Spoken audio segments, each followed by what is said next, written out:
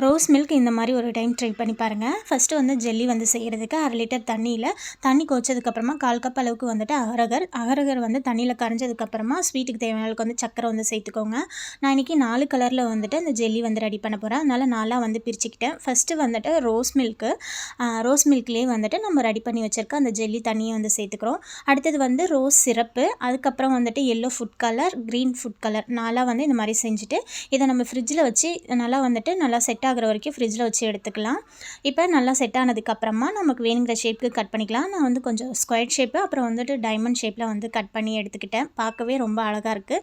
இப்போ rose milk வந்து பண்ணுறதுக்கு காசி ஆற வச்ச பாலில் ரோஸ் சிரப்பு, கண்டன்ஸ் மில்க்கு, ஸ்வீட்டுக்கு தேவையான அளவுக்கு வந்து சக்கரை வந்து சேர்த்துட்டு இதையும் நல்லா மிக்ஸ் பண்ணி ஃப்ரிட்ஜில் வந்து ஜில் பண்ணி எடுத்துக்கோங்க.